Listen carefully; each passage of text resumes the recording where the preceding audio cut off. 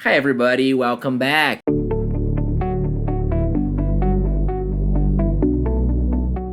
Eu não sei se eu já compartilhei isso anteriormente aqui em algum vídeo no canal, mas eu morei fora do Brasil, mais especificamente em Londres, por mais ou menos 2 anos e meio. E uma coisa que é muito comum, ou pelo menos era na época em que eu vivi lá, não vou falar o ano para não entregar a minha idade. Faz tempo.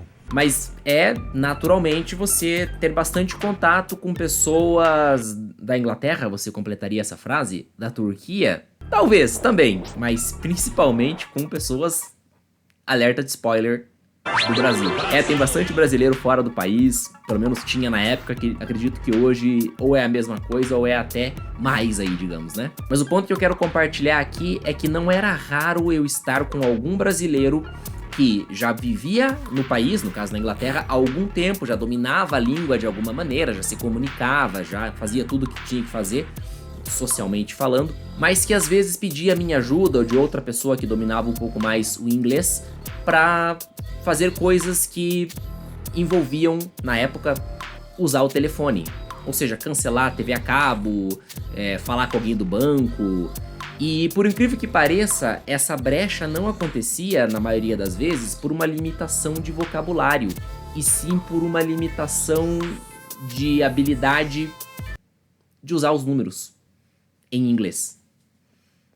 Você não ouviu errado, a pessoa conseguia falar, conversar, pedir as coisas no mercado, pagar, mas quando precisava falar de números ao telefone, ela travava. Ou melhor dizendo, não performava, não conseguia fazer acontecer ali. Isso acontece porque, na verdade, e na época eu já percebi isso, os números, bem como alguns chunks de vocabulário, ou seja, grupos de palavras que vêm juntas no estudo, né? Acho que números são o principal tipo de vocabulário que a gente aprende em chunk, ou seja, a palavra em inglês que significa um maço, um grupo, né? Um bando de alguma coisa, digamos assim, né? Um chumaço. E naturalmente você vai estudar os números naquela ordem clássica, né? Sequencial, ou seja, 1, 2, 3, 4, 5, 6, 7, 8, 9, 10. E não tem nada de errado com estudar os números dessa maneira, é assim que a gente começa, é assim que funciona a coisa. Porém, o que muita gente acaba falhando em entender é que os números nada mais são que palavras. E em todo sentido, porque você pode escrevê-los, evidentemente, mas também porque eles representam alguma coisa para você, na sua cabeça. Por exemplo, vou falar agora um número, 4. Agora vou falar outro, 400.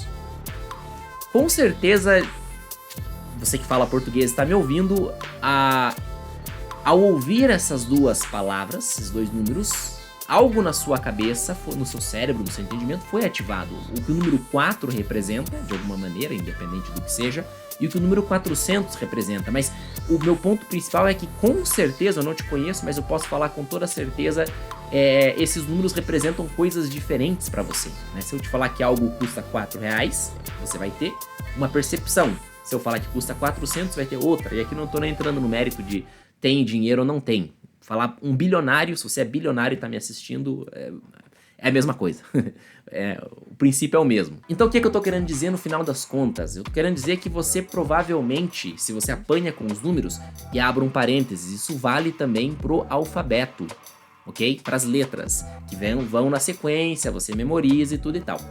Afinal de contas, para cancelar a TV a cabo, você tem que soletrar algumas coisas, né? Qual o seu nome? Fulano, como é que soletra, né? Blá, blá, blá. Então, era parte do problema dos brasileiros que eu tô mencionando aí na época que eu morava lá fora, né? Então, qual é o erro que eu quero te ajudar a corrigir? Quero te dar essa dica de ouro para você deixar, para você corrigir, para você não ter mais esse problema. É que assim, a memorização funciona, sendo bem objetivo, em dois passos, em duas etapas principais. Eu falei memorização. O aprendizado funciona em dois passos principais. O primeiro, já dei um spoiler sem querer, é a memorização, que acontece através de 3 possibilidades. A primeira a gente já descarta porque é ruim, que é o trauma, né? Se alguém faz algo ruim pra você, você nunca mais esquece ou tem dificuldade de esquecer o rosto daquela pessoa, a voz, enfim. Então a gente já descarta, a gente não quer isso, ninguém quer traumatizar ninguém aqui pra aprender, não vale a pena, né? Mas o terceiro são positivos e é o que a gente usa, que é a repetição e que é a associação, tá?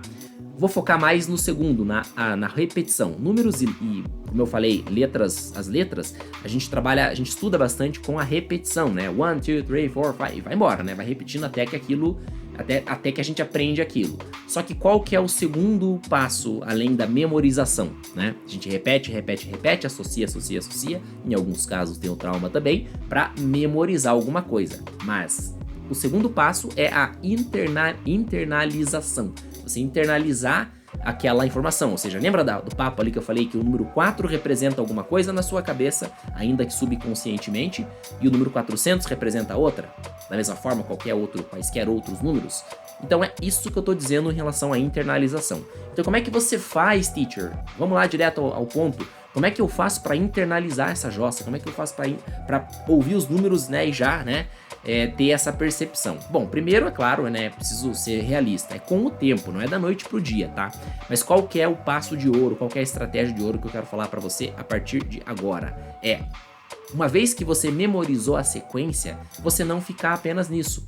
Porque o problema de quem não consegue, né, ou não conseguia na época cancelar a TV a cabo ou celular, plano de celular por telefone, é porque para falar os números, né, você que apenas memorizou os números em sequência, você vai ter uma dificuldade, porque afinal de contas, na vida real, os números não vêm em sequência. Né, eles vêm todos embaralhados, todos bagunçados por falta de uma definição melhor. Então, a minha dica é estudar os números, praticar os números fora da sequência. Simples assim, pode rolar os créditos. Claro, tô romantizando um pouquinho, mas o ponto é esse. Por exemplo, pratica o número de telefone, o seu número de telefone. Como é que é o seu número de telefone em inglês? Você provavelmente o sabe em português. Agora vai de bate-pronto aí o seu número de telefone em inglês, né? É uma possibilidade, o número do seu amigo, da sua amiga, namorado, namorada, pai, mãe. Então é uma forma de estudar. Outra também aprendeu a contar de 1 a 10? Praticou de 1 a 10 várias vezes? Show de bola, parabéns, você tá no caminho certo. Agora faz o contrário, faz de 10 a 1. Faz aí, tenta aí. Então essa é a dica de hoje, bem simples, bem objetiva, sem florear muito, né? Eu contei uma história aqui, mas é pra você entender o peso da importância dessa dica que eu tô dando agora. E aí, esse vídeo te ajudou? Se sim, né? Já sabe, né? Curta, compartilhe com um amigo que está aprendendo inglês. E a gente se vê aqui mesmo nesse canal no nosso próximo vídeo. Bye!